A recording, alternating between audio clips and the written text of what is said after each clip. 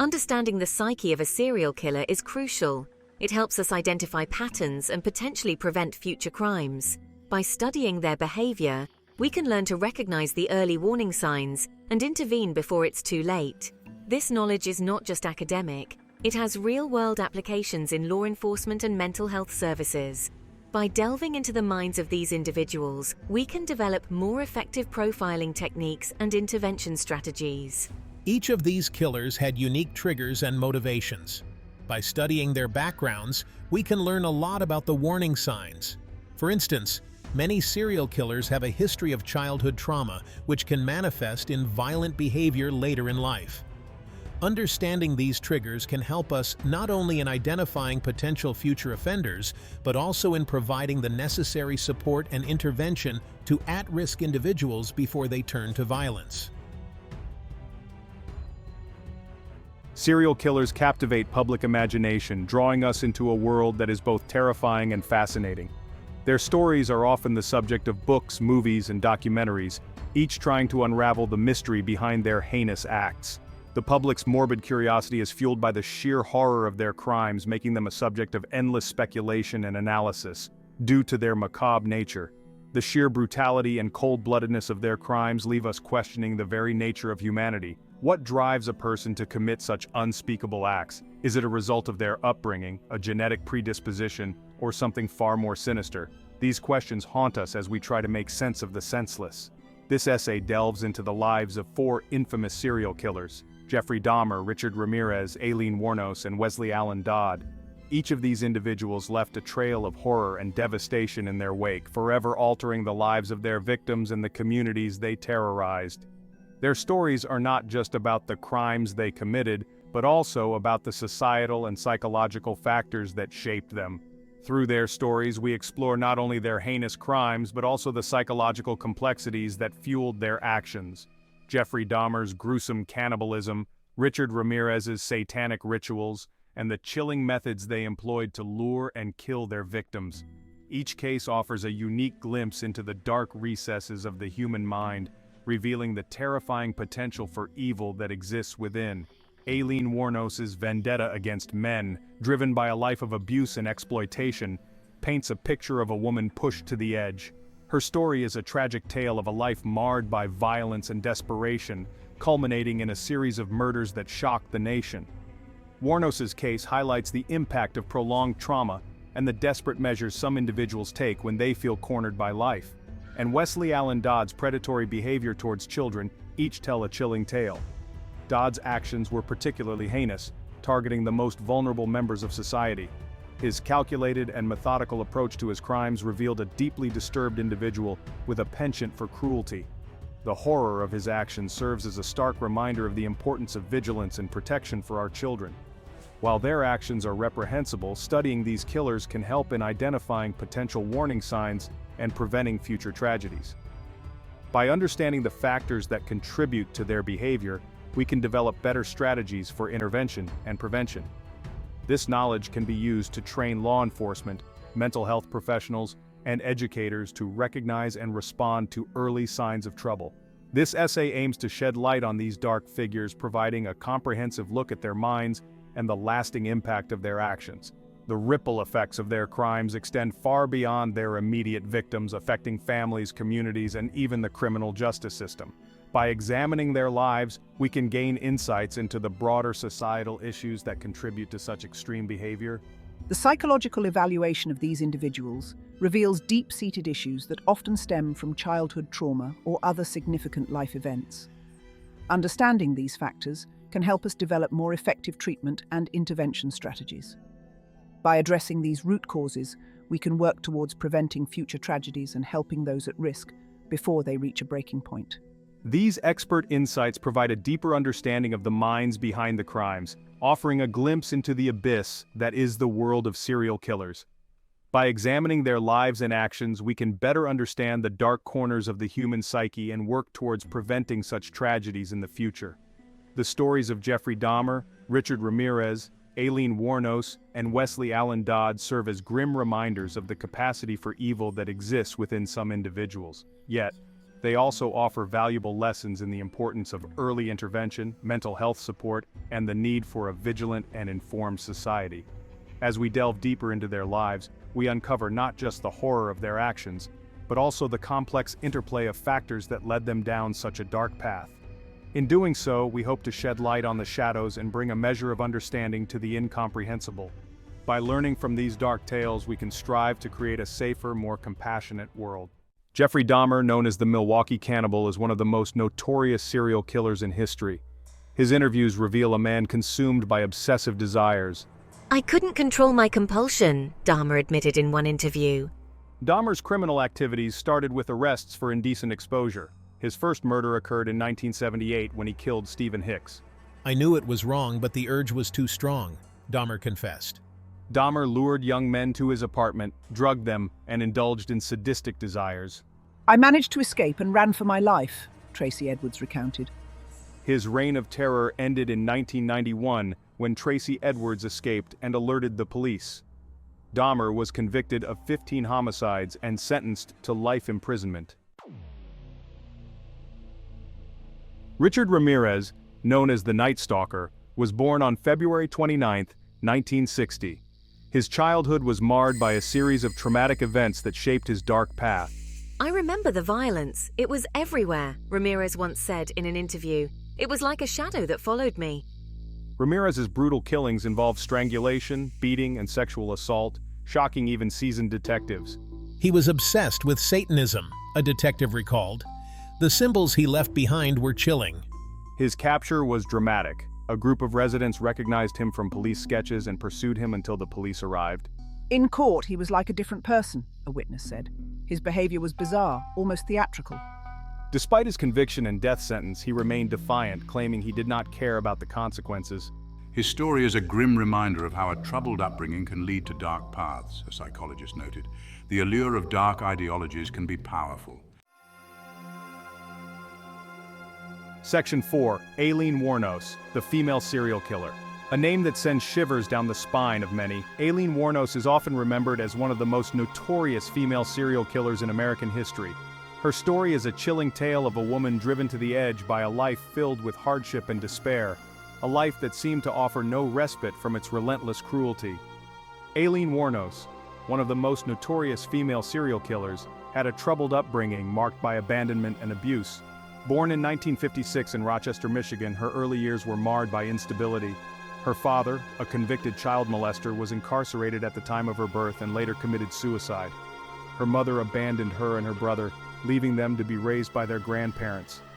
This tumultuous start set the stage for a life filled with pain and suffering, a life where she would constantly struggle to find her place in the world.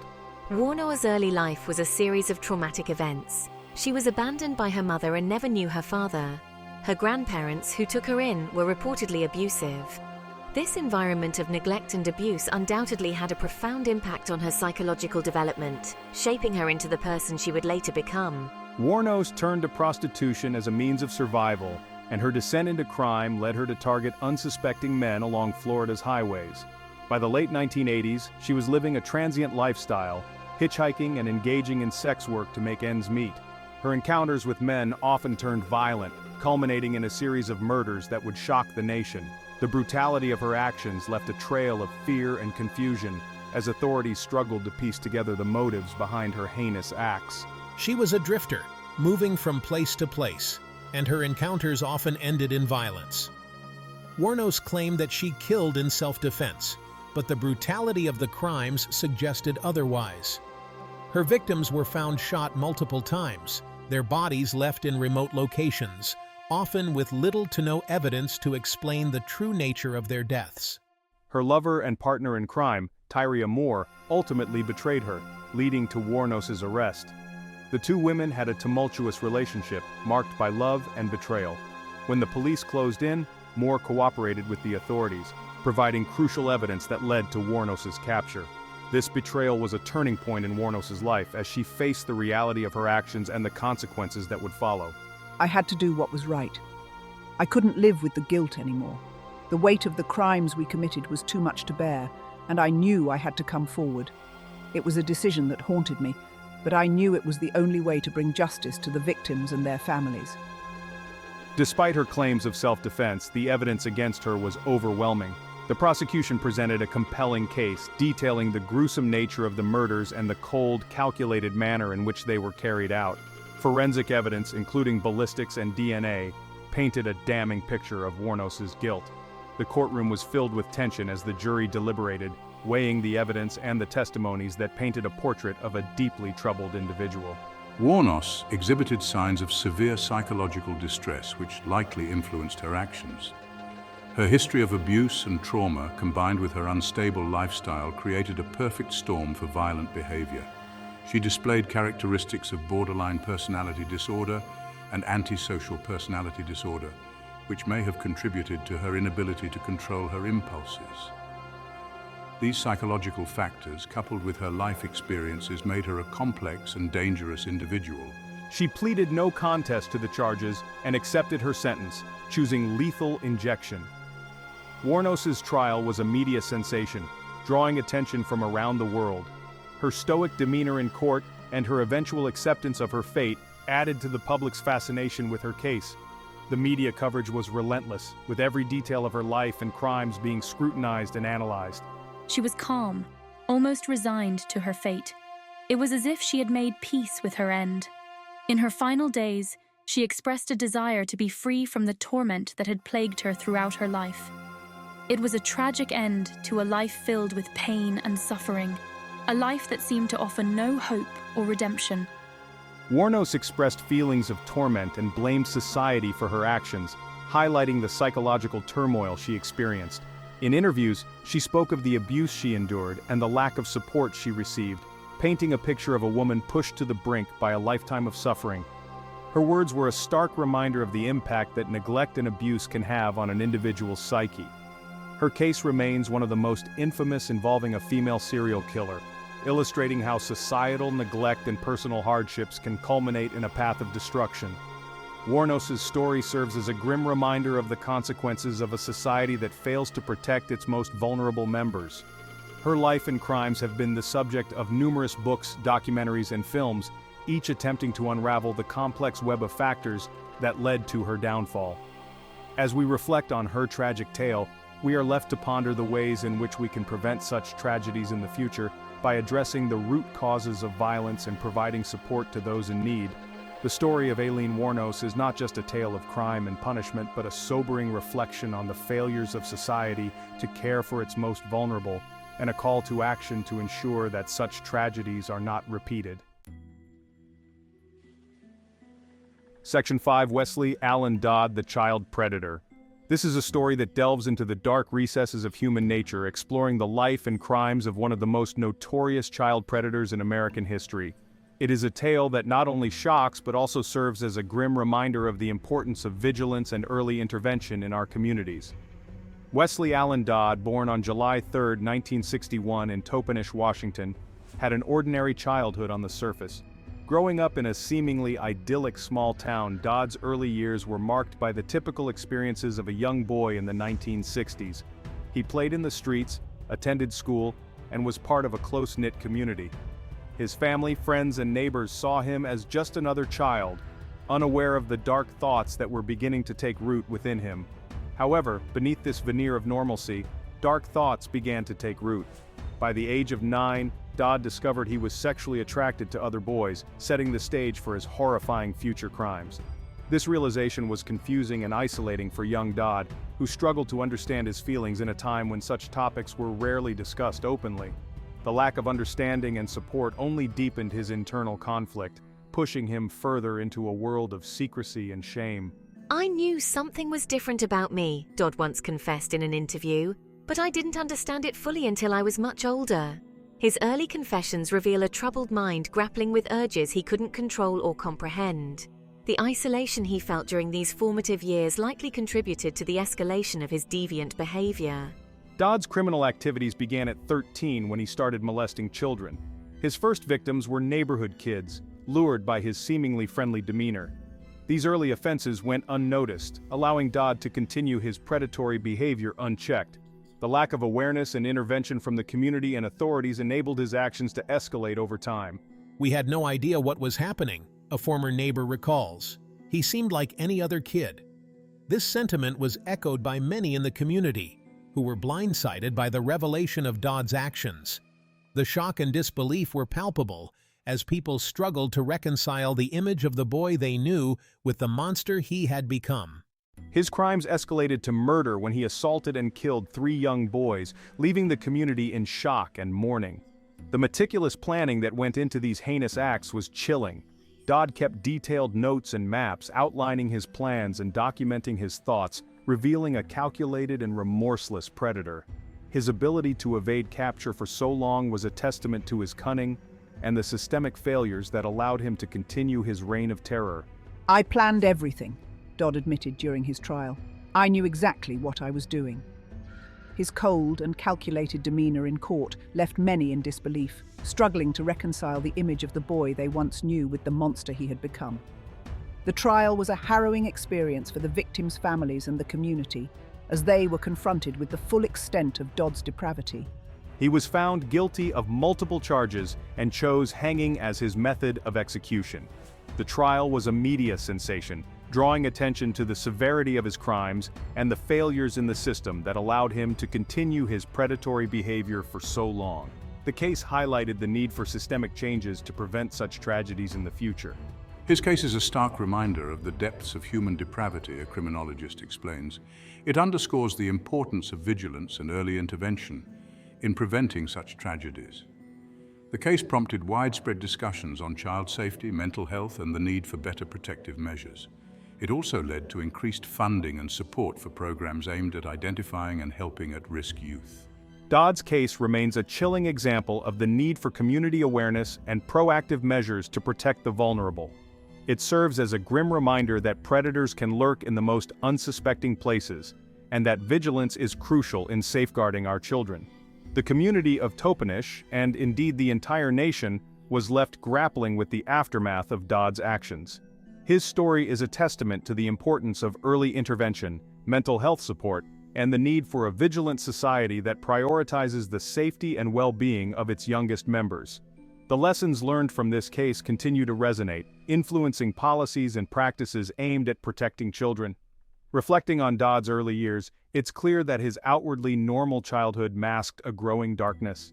The 1960s were a time of innocence for many, but for Dodd, it was a period of internal turmoil and confusion. His early experiences highlight the importance of recognizing and addressing behavioral issues in children before they escalate into something more sinister. The signs were there, but they were missed or ignored, leading to devastating consequences. Experts in child psychology emphasize the need for early intervention when children exhibit troubling behaviors.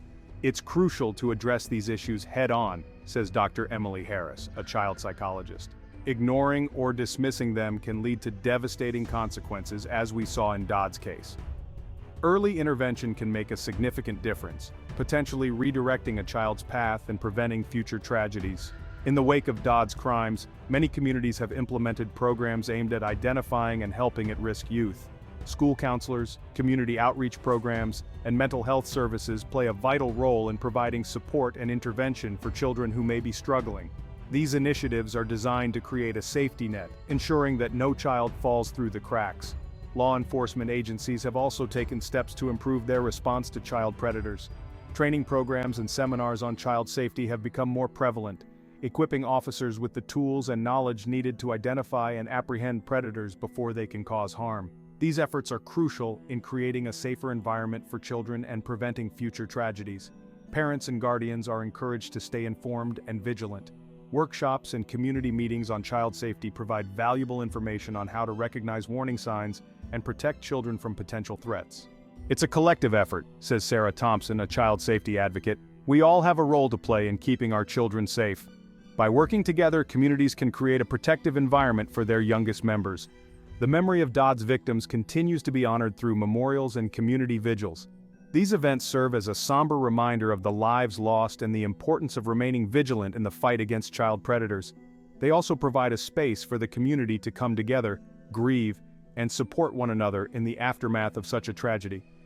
The arrest and trial of Westley Allan Dodd were pivotal moments in the community's history. The shock and outrage felt by residents were palpable, and the case received widespread media coverage. It was a wake-up call for many, highlighting the need for better protective measures and a more proactive approach to child safety. The community's response to the case has been instrumental in driving change and raising awareness. "It changed everything," says John Miller, a longtime resident of Toppenish. "We became more aware, more protective of our children. It was a hard lesson, but one we had to learn."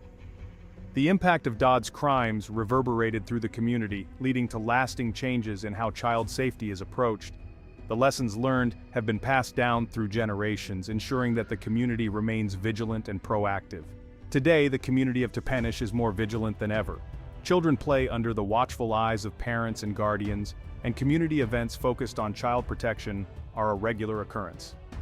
The legacy of Dodd's crimes is a community that is more aware, more protective, and more committed to ensuring the safety of its youngest members. The changes implemented have created a safer environment where children can thrive without fear. Westley Allan Dodd's story is a dark chapter in the history of Toppenish, Washington, but it is also a story of resilience and the power of community. By coming together, learning from the past, and taking proactive steps to protect their children, the people of Toppenish have turned a tragedy into a catalyst for positive change. The lessons learned from Dodd's case continue to inform and inspire efforts to create safer environments for children everywhere. The community's resilience and commitment to child safety serve as a beacon of hope, demonstrating that even in the face of unimaginable darkness, positive change is possible. Section 6. Conclusion: The Dark Allure of Serial Killers. The stories of Jeffrey Dahmer, Richard Ramirez, Aileen Wuornos, and Westley Allan Dodd offer a glimpse into the darkest corners of the human psyche. "I felt like I had no control over my actions," Dahmer once said in an interview. "It was like a compulsion." Ramirez, known as the Night Stalker, chillingly stated, "We are all evil in some form or another, are we not?" Wuornos, in a prison interview, claimed, "I was raped and abused. I had to fight back." Dodd, reflecting on his crime, said, "I knew what I was doing was wrong, but I couldn't stop myself." Driven by trauma, psychological disorders, and societal neglect, studying their lives helps us understand and prevent future tragedies. These stories highlight the importance of psychological support and early intervention. Ultimately, their legacy is one of pain and tragedy,